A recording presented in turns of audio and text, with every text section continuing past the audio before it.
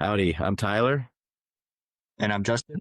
and this is Newbies to Movies, a podcast where we like to watch new movies that we haven't seen before and then talk about them. So this week's theme is Paul Thomas Anderson. But first, we're going to go over what we've been watching for the past week or anything new that we would like to talk about. So, Justin, if you want to get started. Yeah, man.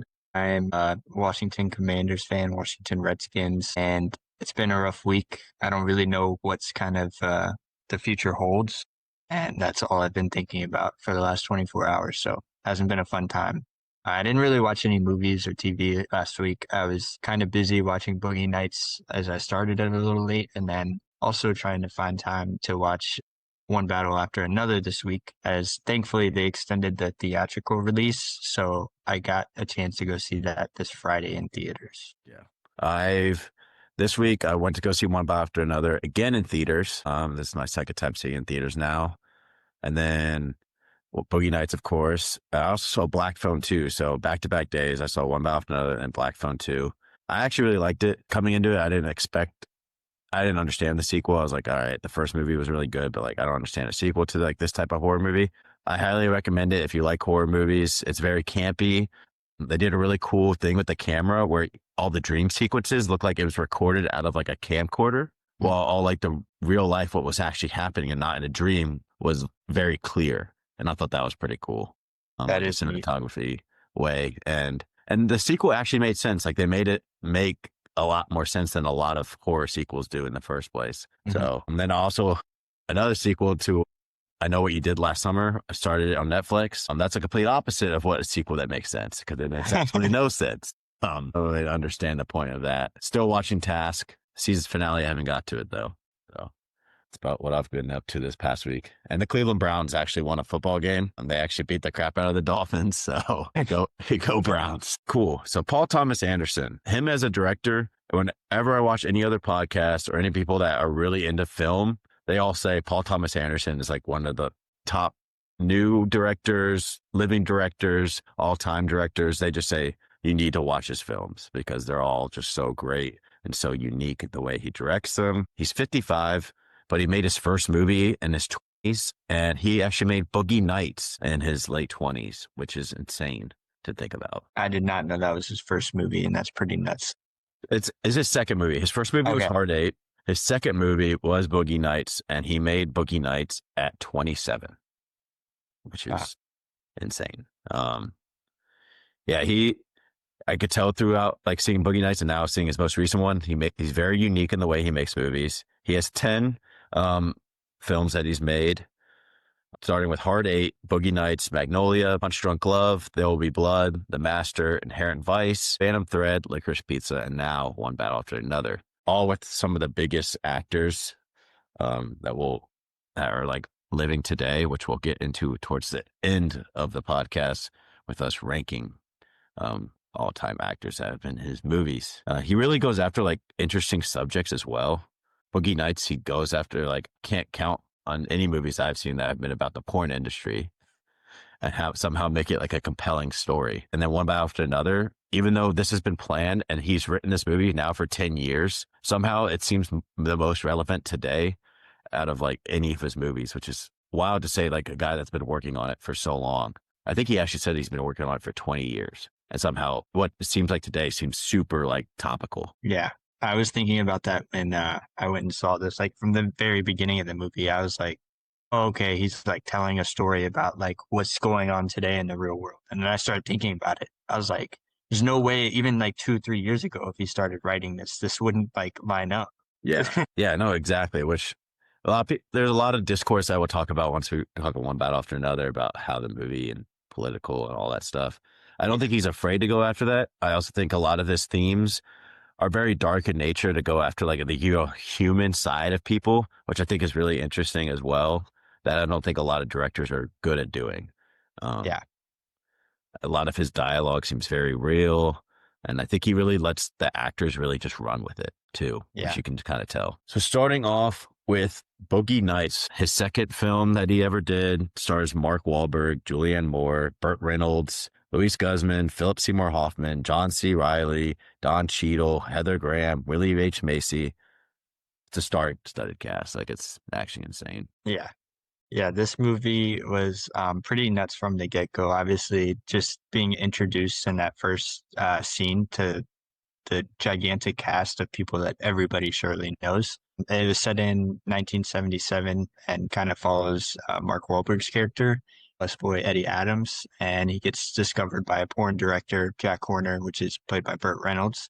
And, it's about him kind of coming of age, but also like, stepping away from home and wanting to go do his own thing. He kind of is in a toxic thing with his mom, but then, finding the family and, his porn family that he comes to find. And he, really goes after his ambitions, but he also, falls into like a really heavy ego and combination of like that and drugs that kind of brings him back down to earth. I gave the plot a 7. I think it was really great overall, but I think there were some points where it kind of felt scattered. I felt like didn't know which characters to follow and which characters to kind of leave aside, which is cool. And it's definitely a different thing for viewership purposes, but a little bit more linear and a little bit less time jumps, I think would have benefited this plot a lot. Yeah, it's interesting how time jumps can kind of affect your like opinions about plot, and sometimes it seems a little cheap. I gave it a little bit high rating mainly because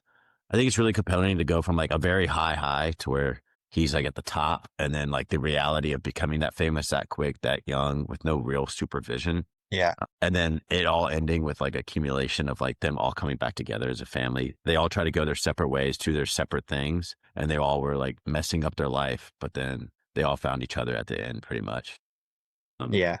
Something interesting about this story that I learned was that he actually wrote this story while in high school, like a short film, and he directed like a short film while in high school called The Dirk Diggler Story. And from that, he made this movie and like developed it into like a way longer thing. So I thought that was cool. That is interesting. I think kind of what you were getting at, this plot is, we've seen it 1,000 times, right? We've seen the person come into fame, their ego really get the best of them, and then they're, crashing down back to earth moment. This movie was told that story, that basic story, but it took it to such a deeper level. I feel like, especially in the porn industry, you don't, like you were saying, you don't see stories told about that often, but also, it got really dark. Yeah. Really fast, and the characters held up through those times so well. Yeah, like the scene where he's in the car with the other dude and then he gets jumped, with like the back-to-back cutting of that happening, a skater girl getting with a guy but then not turning out well, but then Burt Reynolds' character Jack ends up like beating him up and like they almost kill him, and then Don Cheadle's character, like the whole donut scene is crazy too. Seems like such an innocent scene, even though something's about to happen, because there's like no way they're just filming him getting donuts. But and don't forget with John C. Reilly and Mark Wahlberg when they go to that drug deal gone bad. I mean, that was right there too, just as dark. Like, it was rough. That is a beautifully like written and directed scene, in my opinion, just because it's just so chaotic. Such a simple thing is just so chaotic. You could just tell they're sweating out of their butt. They're going through like some type of withdrawals or something. But it keeps like throwing firecrackers out. And then Alfred Molina, I don't really know him from much anything other than Magnolia and Spider-Man. So like seeing him just do this wild scene, I was like, okay. I didn't even recognize him. He looks so skinny. Yeah, he's got levels. And I was like, wow, that's insane by him. Yeah. Just to pull that out. Also a crazy cameo from him, because that's like literally that's all he's about. Also, I don't know how John C. Reilly's character doesn't die in that when he's chasing after him with the shotgun. He leaves the car. It's like, did he just not see him at all? Yeah. But no, so like what kind of what we were getting into for the characters, I gave it an 8. I think the characters all around were really great. I think the plot, it was just hard to balance all of these characters out. And I don't know how he did so well. Like, that's why I gave it an 8, is because you had so many really deep stories going on, and all of them, I felt like I got conclusion on by the end of there was nobody left behind. Everybody felt pretty even the whole time. Yeah. I think like some of them, they don't need to go too in depth. Like, for example, Skater Girl, like you don't need to go exactly in. You just got to know that she probably just didn't come from the best home. Yeah. And she didn't like being and that was enough. dumb. Yeah. And that was enough. John C. Reilly, he's kind of a guy that like was at first seemed like kind of full of himself, just lying, but then like really just other than that, he just wanted close friends. Same with Philip Seymour Hoffman's character. They both just wanted like a good set of friends and a family. That seems like all what they all wanted, though. At the end of the day, every single one of the characters, what they wanted is people that cared about them to be around them. And that's really what ended with, I think the accumulation of the story. I really thought each of the characters were interesting, how they all just have way different personalities, yet they're all like together. Yeah, like an island of misfit toys. Yeah. The only main thing I'm mad about is Don Cheadle didn't get to become a cowboy, man. He just wanted to Yeah. be a cowboy so bad that Yep. nobody liked it. Yep. The man be a cowboy, man. And he was super into radios. He knew way too much about radios.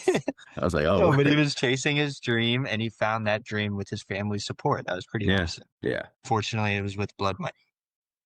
Getting into cinematography, I thought the cinematography in this was amazing. At the first 30 minutes of this movie, I was like, how is this from 1997? And Mhm. how is Mark Wahlberg like at this age? Because it doesn't line up. This movie looks like it should have been filmed in the 70s and it Yeah. looked so perfect. I went back and kind of read there was a special lens that he used to really give that like grainy film look to it.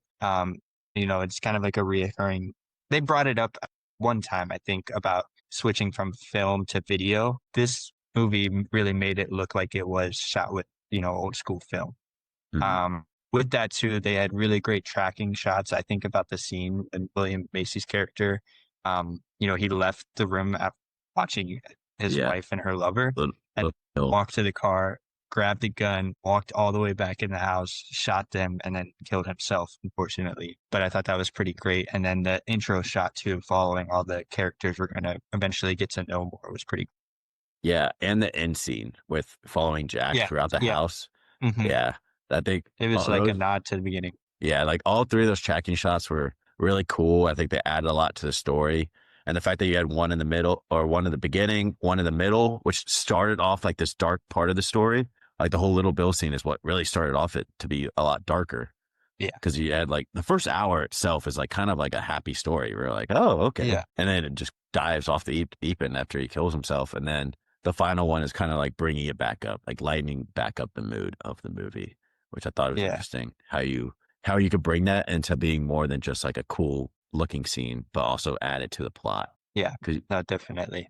Because it was like such a turning point for the plot too. Everybody at that point, the video right after was them explaining like, oh no, there's not like porn doesn't bring about violence, this and that. And it's everybody in that family denying that anything was ever wrong, just so they could go back to their normal lives. But they needed to accept that something was wrong and something is heading wrong, and they couldn't. Because it's not like, again, the reason why he made this movie was because he said he had a really bad porn problem when he was in his teens. And that's why he kind of wanted to highlight that, like, it isn't all glitz and glamour. Like, at the end of the day, when you do something like that, there's consequences to your actions. And I think this movie really highlights that. And they all learn from their mistakes and they still continue it, but they all are a lot more cautious, it seems like, what they're doing with their life rather than just like willy nilly and just going out and doing whatever. Yeah. No, for sure. Getting into dialogue, I gave it a 7. I thought most of the dialogue was pretty great. There was only a few times where I felt like some of the dialogue, some of the scenes was just kind of dragged out. Like I get Don Cheadle's character knows radios, but I didn't need a whole 6-minute scene of him explaining radios to guys. Yeah. Like, let's get this show on the road. I think that's like some of his humor into it. I don't know. Yeah. He has like an interesting type of humor that PTA does. And I think that's like part of it that like, I'm sure in the theater during the time, people were probably laughing because they're like, why is he just rambling about radios right now? But yeah, I get what you mean. My favorite quote was from Dirk Diggler. I only am who I am because I was born that way. I have a gift and I'm not trying to be selfish about it, but to use it. Okay. And if you want to knock me for that, it's your own problem. And yeah. Yeah. And like the scene of him like kind of breaking up with Jack at like the middle-ish part of the movie where he's just like, it's my big, you know what? And I'm the star. And I was just like, yeah. I mean, I bet somebody like that would probably talk like that. Or it's like, what can you expect when you're on top? It's like Napoleon when he was the king, people were just constantly trying to conquer him. I'm the Roman Empire. So it's history repeating itself all over again. Like comparing himself to Napoleon. It's like, oh, you're talking about porn, man. Oh, dude. Yeah. Napoleon was France. He said no idea.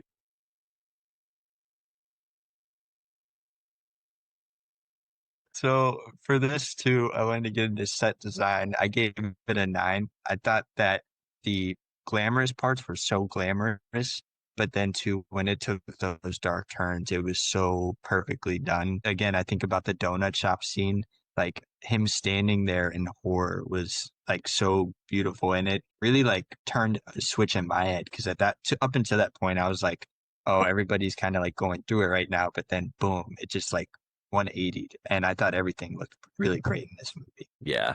The set design looks like it's in the 70s. The really cool part about it was just how well it was done, even though it's like only about 20 years prior to where the movie is actually set from where it's filmed. Still really cool to like see how different it looks and all that. Yeah. I mean, the clothes, the furniture, the cars, everything down to like a pinpoint design. It was perfect. Yeah, exactly. And then for the acting, I gave it an 8. I said acting was really great all around. Each individual had their own character nuances as well as character traits, and it totally added to the plot. Nobody was stepping on anybody's toes.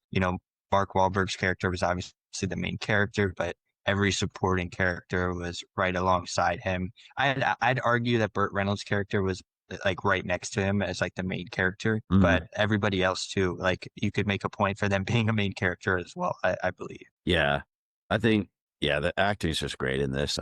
I gave it a 9. I really couldn't ding on anyone. I think the standouts are Julianne Moore as Amber and Burt Reynolds as Jack. I think they're just amazing in this, and it makes sense why those two were nominated for Oscars. Neither of them won, but they were nominated. I also think this is Mark Wahlberg's best acted movie ever. This and I The was thinking Departed, that too. like this and The Departed are like, it's right there with each other, but he's just like going for it. And I'm just wondering why he didn't try to go for like another movie like this where he's just like going for something wild. Yeah. It feels like today he plays a lot of the same characters, and this was vastly different, and he shines because of it. So something interesting about him too is like in the 90s, I don't know if you know that much, but like he was a heartthrob. Like he was like on Calvin Klein. Oh yeah, no, I know. And people were obsessed with him. And then they cast him as a porn actor. And it's like, yeah. And it's like, that's like kind of fits perfectly into it. Leonardo DiCaprio was also up for this role. I'm going to be Clay honest. I think Mark Wahlberg, like this is like one of the roles where I think he could just do just as good as DiCaprio. No, like, I agree. I think DiCaprio would have been interesting in this. I think he would have taken it probably a little bit different direction, but I do think I just want to highlight, I think this is Mark Wahlberg's apex, like his top. Yeah. I think William Macy's character was pretty great too. Obviously, he was gone about halfway through, but that whole plot line perfectly lit. I don't know. I guess you'd say the fuse that lit the bomb. He was the fuse that kind of just like was pulling everybody towards that really dark path, and it worked perfect. Yeah, he's again, it may be his top tier role too, but then you compare it to like Shameless as like a whole series, and I think he's really good in that. If you never watched it, he's crazy good in that. But then Philip Seymour Hoffman, he's just great in everything to where the point where sometimes you just forget how good he is just because he's just a part of the movie. But every scene that he was in, he was a standout. Yeah, just felt eerie when he was around, dude. Like, like you just could tell like something.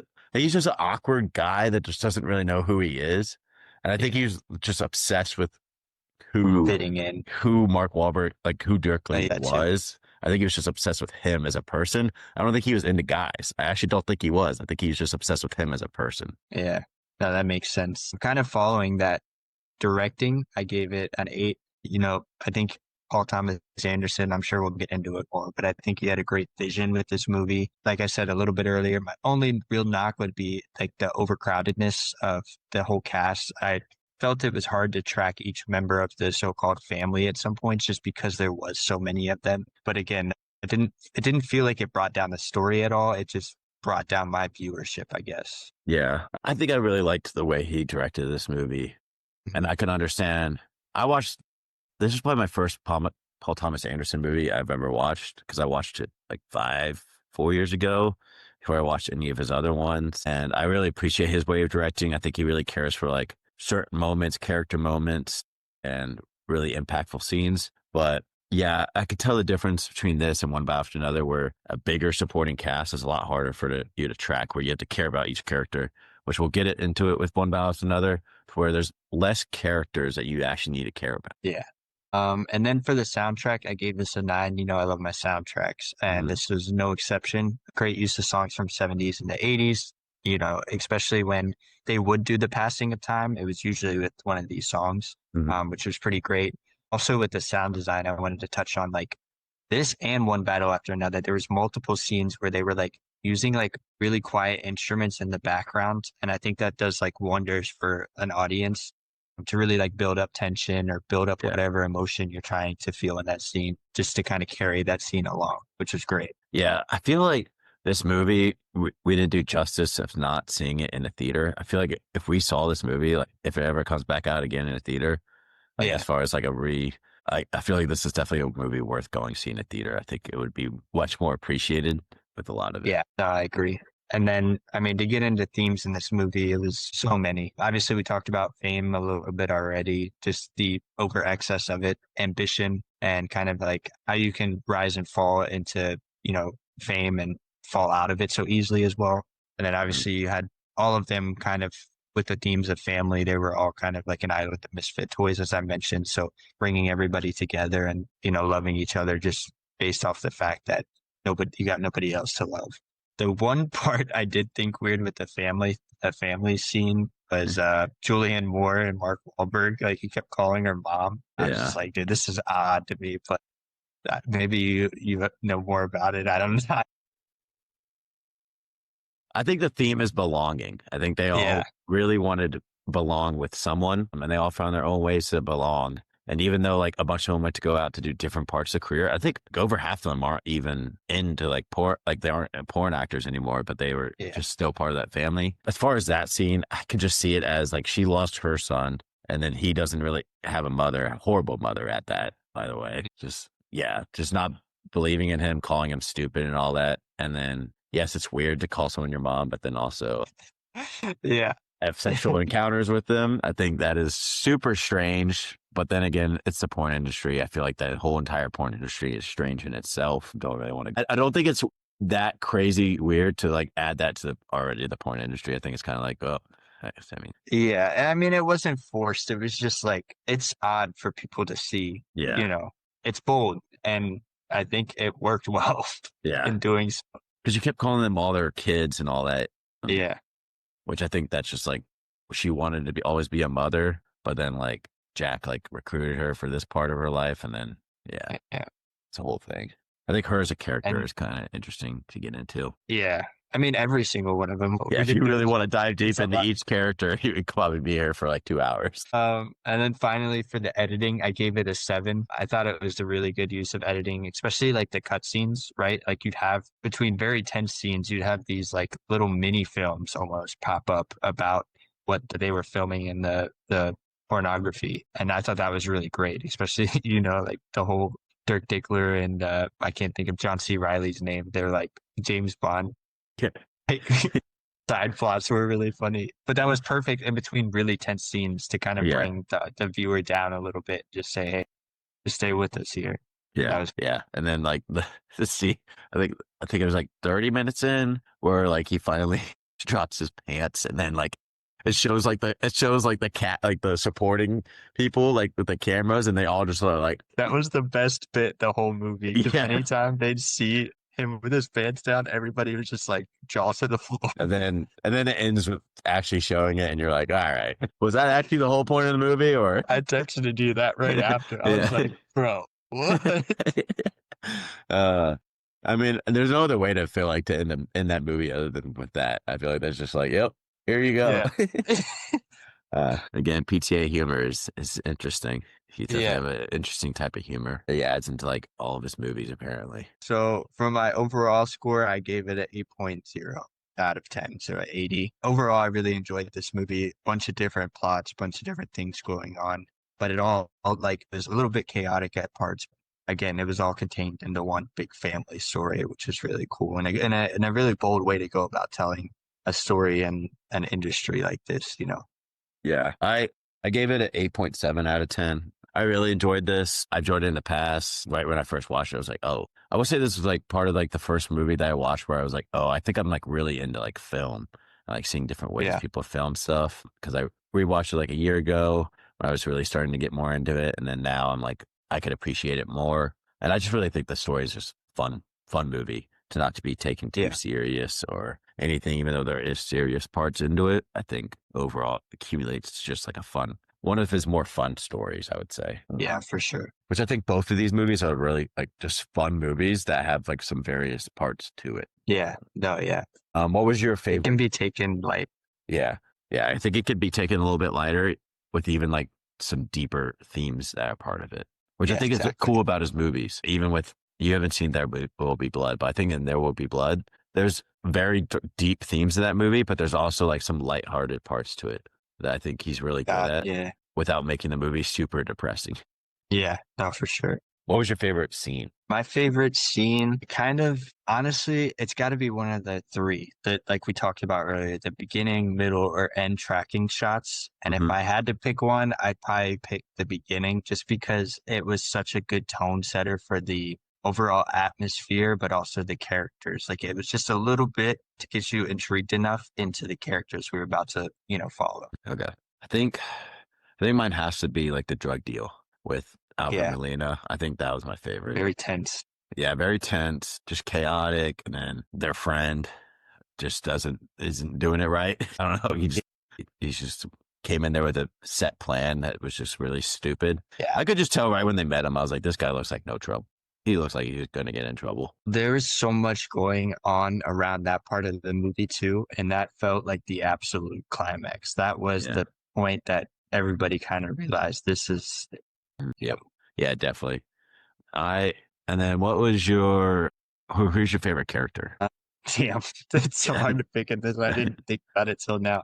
Honestly, I didn't talk about him that much, but Burt Reynolds was like really great, especially when really sexual scenes came on. And I mean, the most stoic face you'll ever see, because of Yeah. course, like he was acting so well. Of course, that guy would be just out of touch with reality in this scene Yep. because he's used to it and he sees it all the time. And Yeah. like, that's not going to rub him any kind of way. I think mine's close. It's like between Roller Girl and Dirk Diggler, but I think I might go with Roller Girl because I just thought she was really an interesting character that you don't even think that deep about, but also like kind of feel just sad for because it seems like Yeah.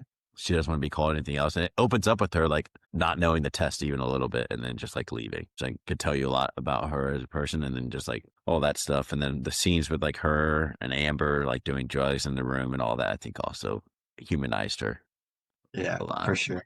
Awesome. So now getting into One Battle After Another, which is a new 2025 film, which we didn't say for Boogie Nights, but it's on Amazon Prime.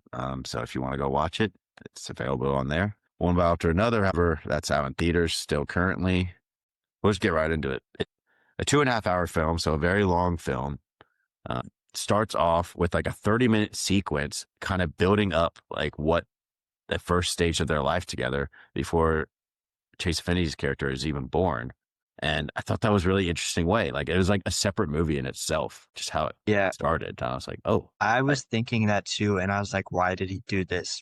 I think back to so many movies where in this case, if it was like a 5-minute beginning scene, I wouldn't care enough about the character to even worry about where she was the whole movie. But I kind of was. I was kind of hoping, like DiCaprio, that she'd eventually come back.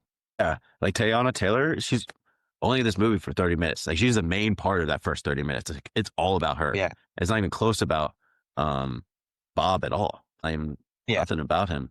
Yet it feels like she's like one of the main characters in the movie because it kind of is really centered around her because she really brought him deeper into that life. Yeah, there's so much to say just about the first 30 minutes because you got the beginning scene that was really cool, just filmed about them like taking people out because this is getting into plot, which I gave a 9 out of 10. So you start off with that, and then it gets into they're just doing a bunch of stuff. He's called Rocket Man because he's really good with explosives. While she's kind of like a hothead / like kind of one of the leaders, I would say. And then once the baby's born, though, which we can get into Sean Penn's character, that whole scene is insane. He finds her. They have the weirdest sex ever, and she's pregnant. Way to put that. Yeah, she's pregnant, but like some part of your brain, the first time I watched it, I was like, no way. They're like, that's his kid. No way. Then like watching the second time, I was like, yeah. Second time watching, I was like, it was so obvious. Yeah. But then she feels resented against the kid because I don't know, she just didn't find purpose, which it gets into like a certain type of motherhood, I guess, which is he talks about, which he is a father, and I guess he's married to Maya Rudolph, who's also a big actress. She's been in Bridesmaids. And he talks about how, like, sometimes mothers don't feel as close to them once they lose them, especially if the father's like super involved, I guess is what he's going after. And like he was all about her, and then she decides to go off edge and has to deploy herself pretty much, and a snitch. Yeah. I think also like, we know her as such a rebellious person, and I don't think she obviously wasn't ready to give up that life, but it was like her trying to come to terms and cope with it, and it just wasn't going to happen for her. And then it just jumps to like 16 years later. They live on a secluded place. They haven't been impacted yet. Bob is a drunk, not even close to as together as himself. But this is such a funny Leonardo DiCaprio like character. Holy crap. Kid cracking up in the theater. And they chase Affinity, which this is her first big movie. She was amazing in it. Yeah. You kind of get more into like, and then they're on a run. And then literally it's like one battle after another. Which I thought was a perfect title for the film, because it's literally just a whole chase sequence like itself. That. Yeah. So that's why I put plot 9 out of 10. Getting into characters, I gave it a 9 out of 10. Again, just because I thought this is different from the other Boogie Nights where you have so many to care about, where really all you care about in this is the three of them. The mother for the first 30 minutes, and then the daughter and the father. The rest of them are just so side characters. Like, I don't care about Sean Penn's character. He's just like the villain. Really?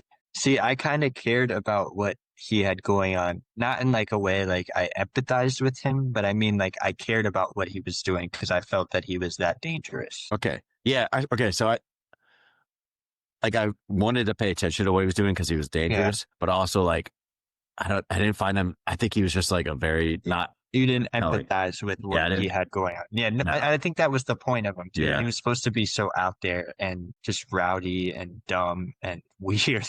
Yeah, and he himself was some people, I've read some reviews where they think he's overacting, which I just don't agree with. I think he's performing an act as himself, because I think the person himself is performing an act. Who he's playing is performing to be this like really big tough guy, when you could just tell that he has no idea what he's doing. And he's just we've seen it. Yeah, we've seen it in his relationship with the mother as well, like the way he was acting during that. And he's just doing it all to just be part of this club. Is it called the Christmas Club? The Christmas Adventurers Club. And I was like, okay, they got a little bit of cult action in there, a little bit, which I thought was interesting. And they're like, to be a real man, you'll be the best man ever. You have to be part of this club. And that's all he wanted, was to be the best, which I guess he ended up getting his goal because he became part of it for like 2 seconds.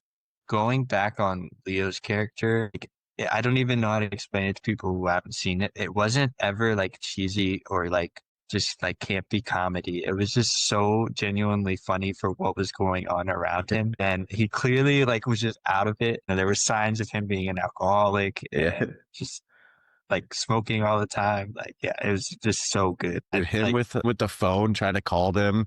Dude, that was so funny. The first time those were like some of the best scenes of the movie. Like, not even like being sarcastic. Like, there was such great action and everything in this, but those were like some of the funnest scenes to be watching. Yeah, like that, and then like the whole scene in Del Toro's like place. Yeah, just such great acting. Like, I don't think anybody else could do that, like through that phone like that. I was like, yeah, wow, like there's levels to like acting, and this is it. I was like, he's just doing it, and he's like seems so into it.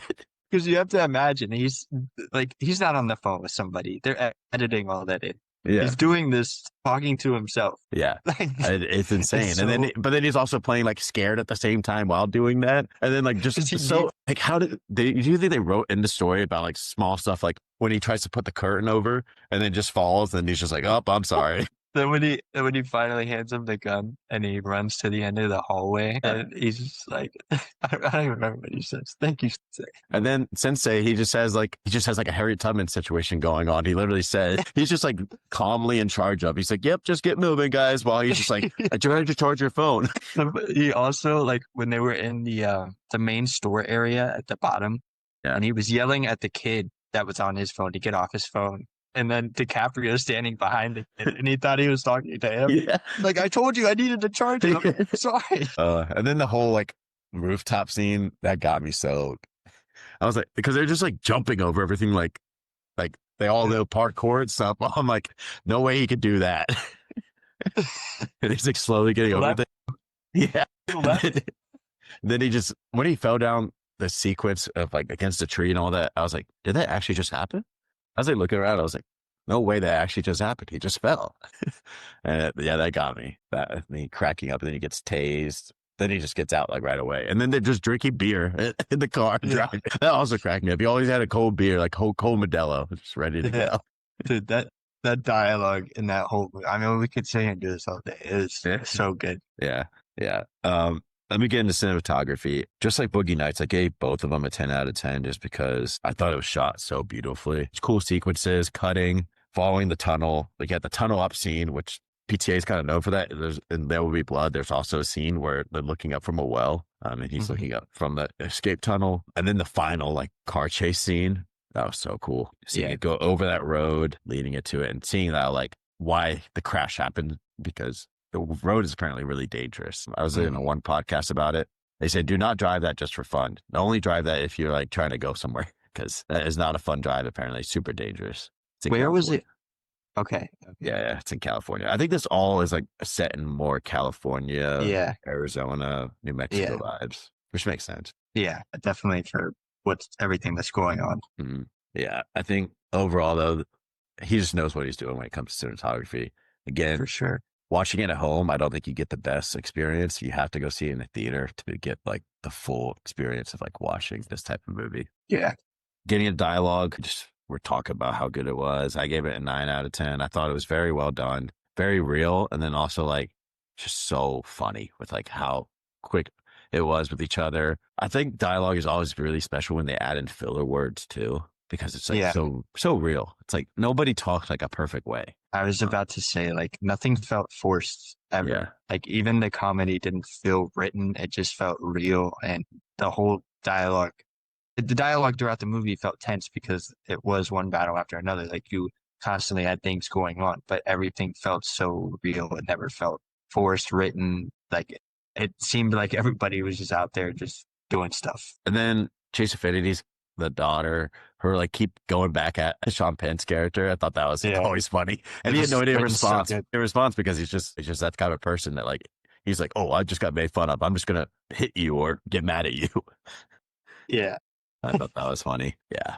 And then like the whole like last sequence with like the letter too, even though I don't even know if that part takes part in dialogue, I thought that was beautifully done too. At the time I was like, oh man, it would have been really cool if she did come back. But I was like, you know what? I think it's more real that she didn't, because, you know, she's just lost within herself and she can't be a real mother ever, probably. At the end of the day, she'll turn 18, grow up and probably go see her. And then they'll be like friends at most, but never a real mother to her. Yeah. Because she's only got Bob. Getting into acting, I gave it a 9 out of 10, specifically calling out DiCaprio, Sean Penn, and Chase Affinity. And even Teyana Taylor at the first 30 minutes, even just like all of it was really great. But DiCaprio specifically, I think he was just insane. Everybody was great, but he stood out. I'm sure. He's going to get nominated for sure. We'll see. There's a lot of talks that he's like leading right now for sure. But then Timothée Chalamet's movie at the end of the year is like, everyone says that's going to be a competition between them two. You got young versus old, which Chalamet looks like the next DiCaprio's. It'd be interesting to see them battle it out. Track 7. I gave it personally a 7 out of 10, which I kind of want to get into, where Boogie Nights, I think, had a little bit more fun soundtrack to this. This was more like not as fun to it, but I think that the reason for that added other parts and why I rated other parts so much higher.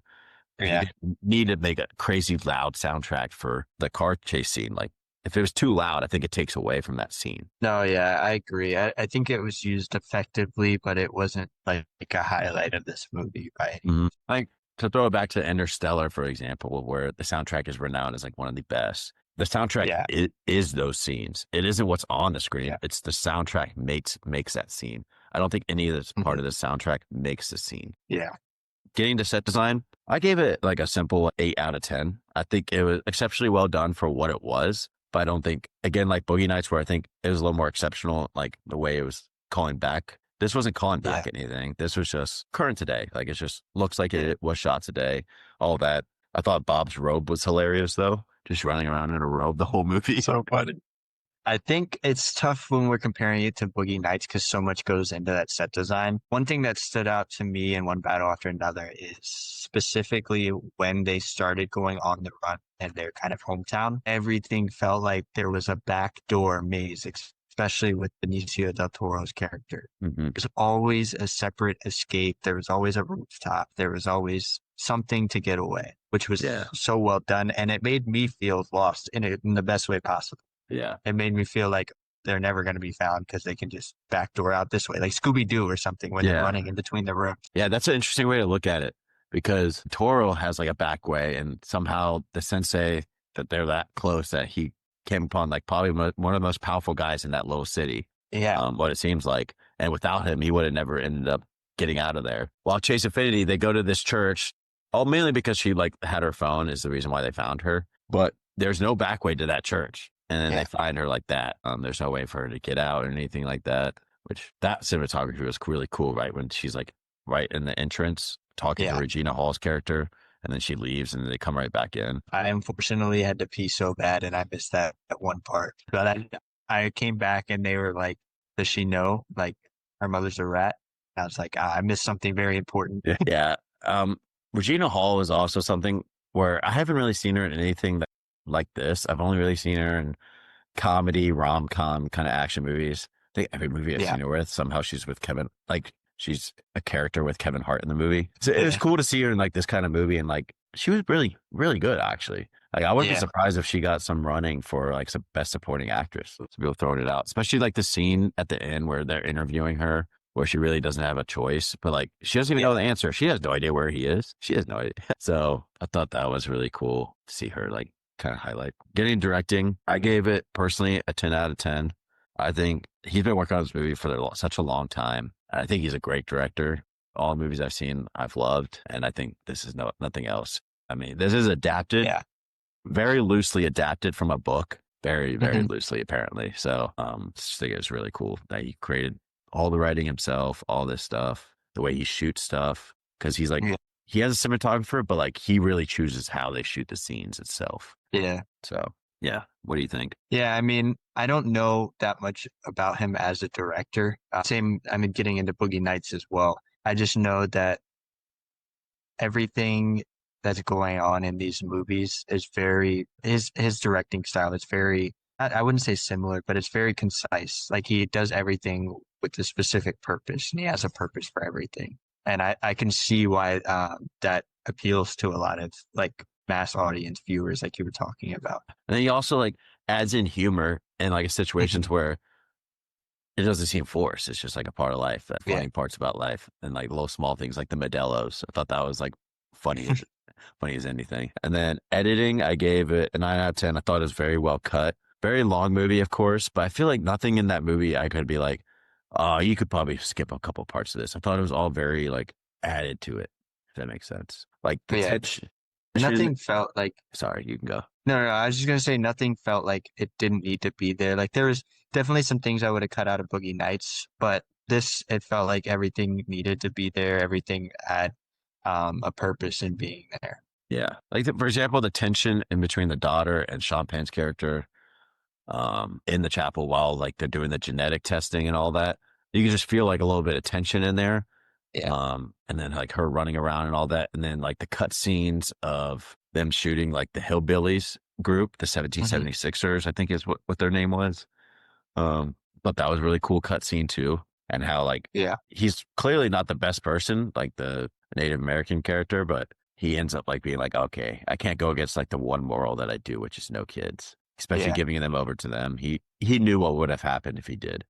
Yeah. They wouldn't have just killed her. Like he just knew that. I think he was feeling guilty by association. Mm-hmm. At the point. Yep.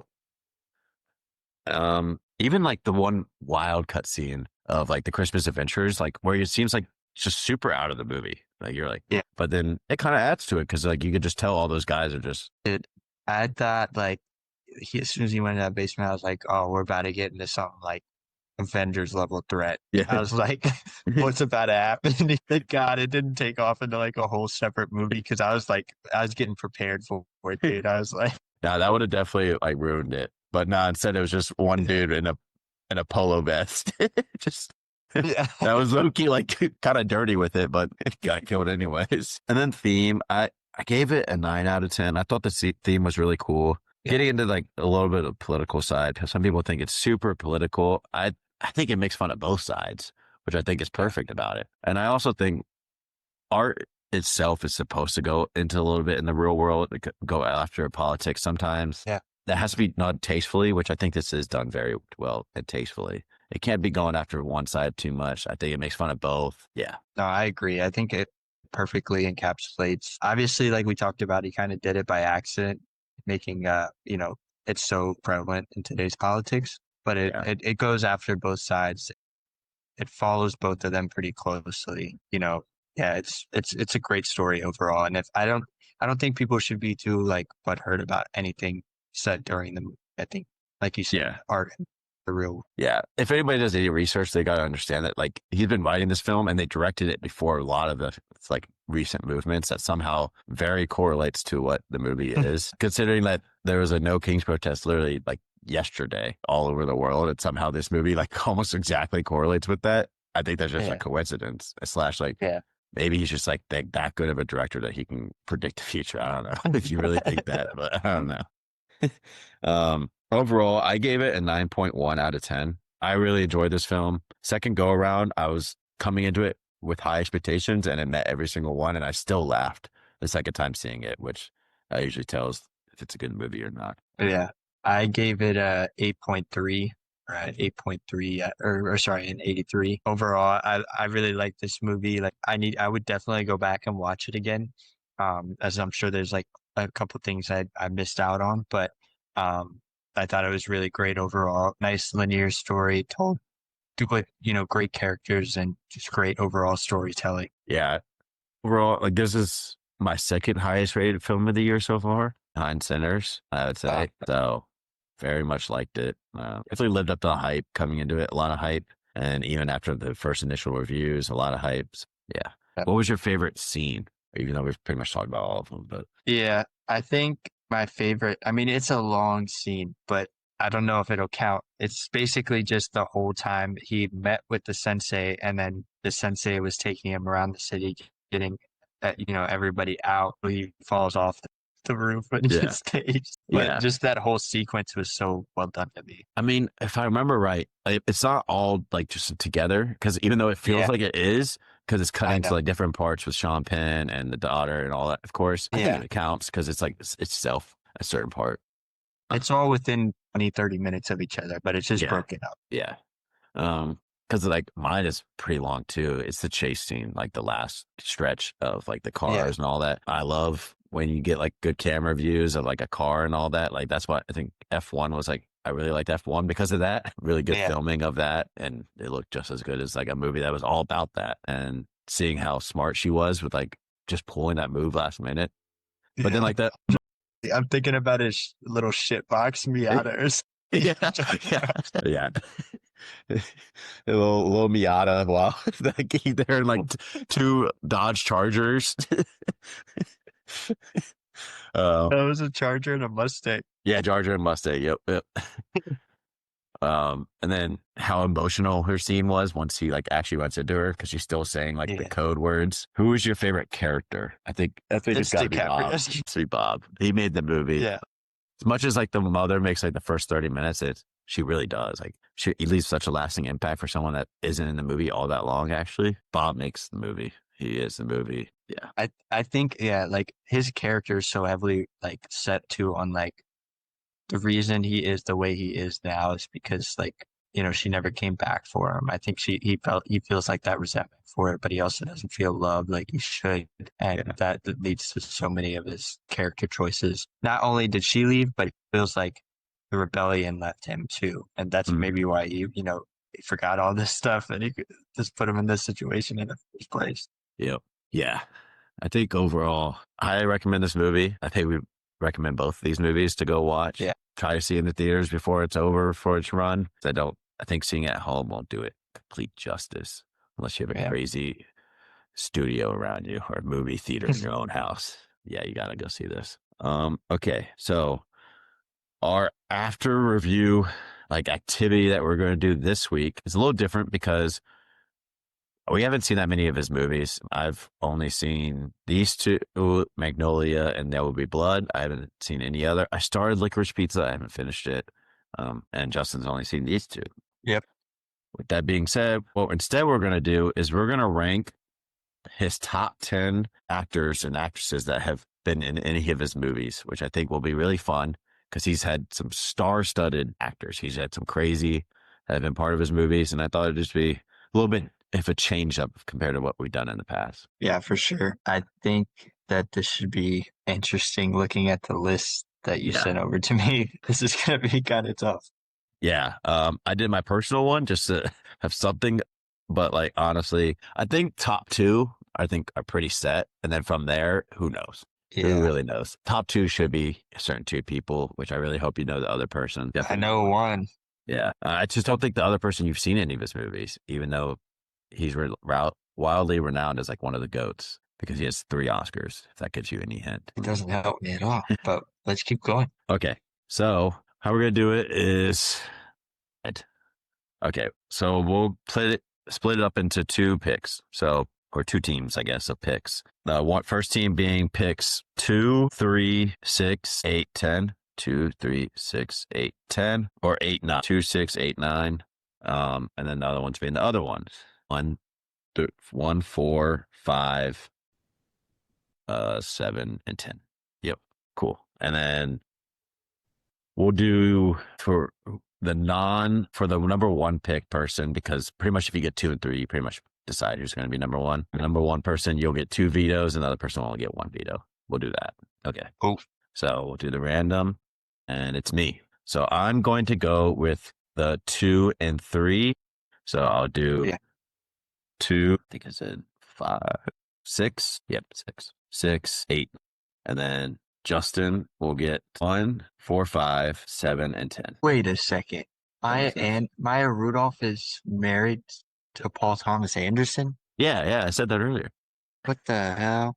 Yeah, they've been married for a long time. I do not see them two together, but okay. Doesn't that make the most recent movie really interesting, though? Considering it was a biracial married couple, and they are. Yeah. Yeah, I think that was really interesting. Wow, that's so interesting. So you sent me this list. What movies Adam Sandler? Punch Drunk Love. Because she's in like Grown Ups. She's in a lot of his stuff as like a cameo, too.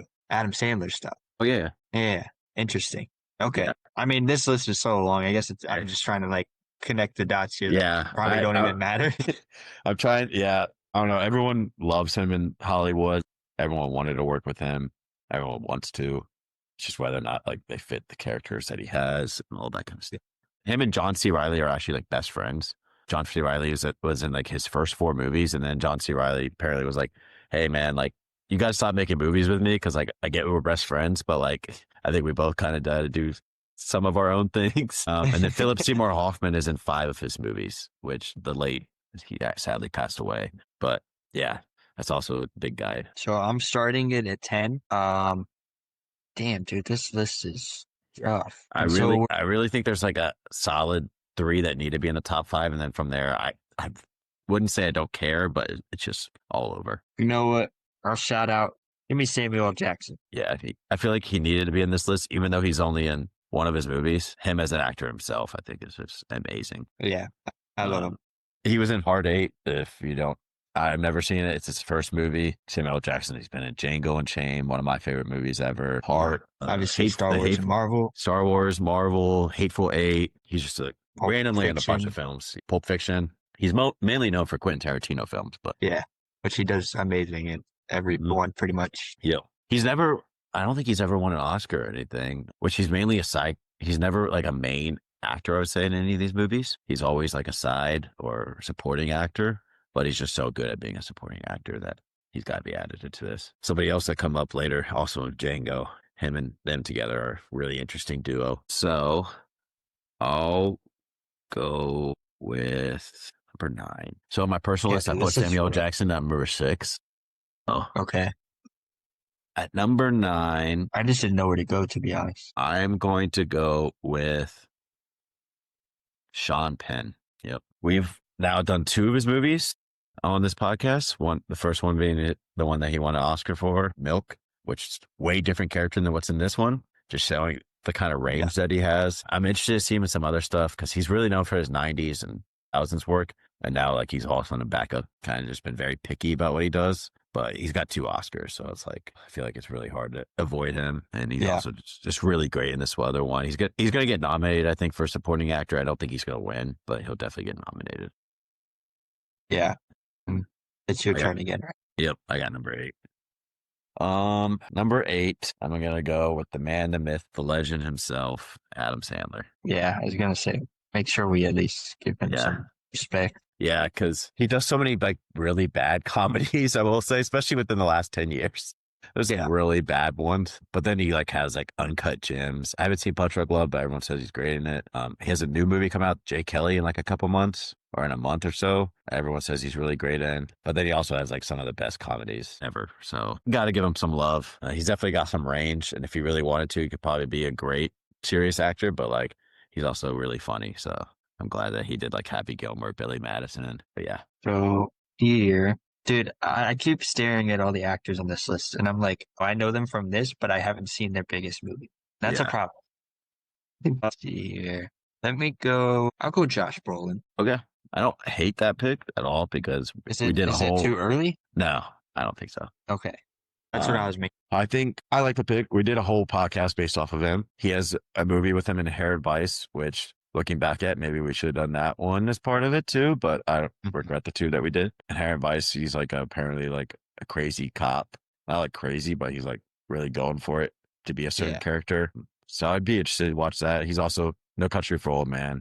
We did that movie. Yeah, and I just mentioned to you before starting this, I want to watch Weapons when it comes out. So yeah, he's a great side character too. I think same with Samuel L. Jackson. Like he's not the main guy, but he does great at what he is in. Yeah, and he's probably going to be in a bunch of movies like that for the next 5 to 10 years. I see.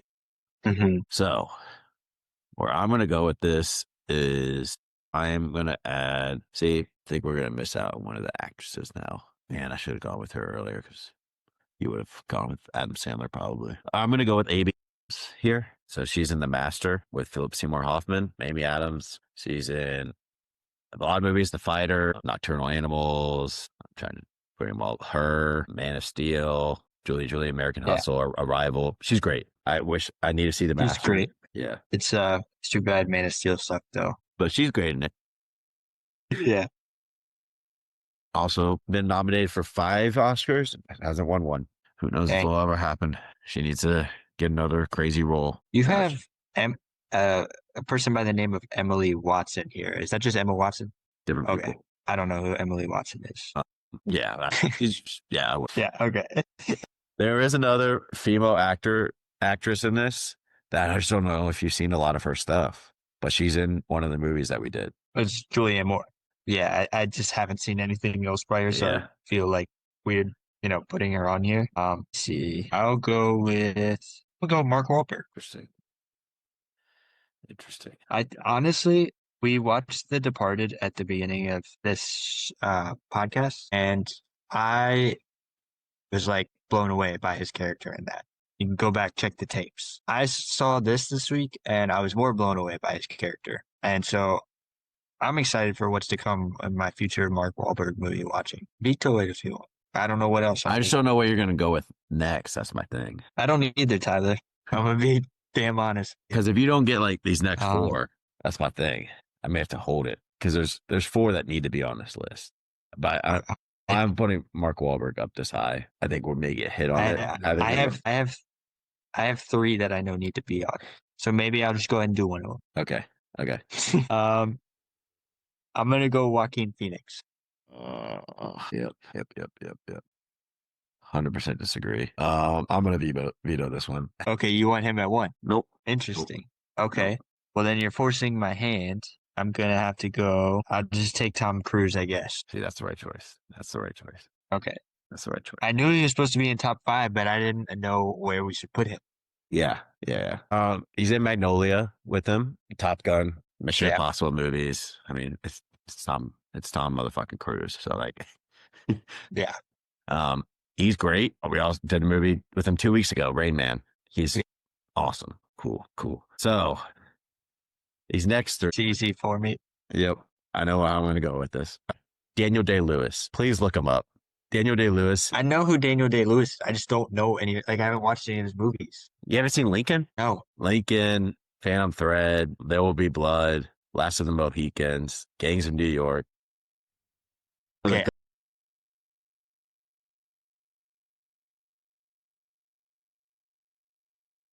But these next three are all one of the GOATs, in my opinion. So like that's where it's like, who are you going to choose? It's like, cool. Yeah, I'm going to make it easy for you, though. I could talk about Daniel Day-Lewis. He just came out with a new movie, which is directed by his son. So it's something about Daniel Day-Lewis, too, is he retired for 5 years. Like in the middle of his peak, after he won his first Oscar, there was 5 years where he just retired and became a shoemaker in Italy. I kid you not. He literally just made shoes for 5 years. And then he came back and then just killed it with some movies, and then won another one with There Will Be Blood, and then retired again for like 2 years, and then came back and did Lincoln, and then won another Oscar. So he won 3 Oscars in 3 different decades, which is insane in itself. And then now he's coming back because he hasn't made a movie in like 4 or 5 years. He didn't retire. He just wasn't doing anything, and then made a movie with his son directing, which I want to go see it. I think I may just wait till it comes on video just because it's not really available in most theaters, which is kind of weird. Big actor, but we may have to do an episode with just him actually now. I'm down. Yeah.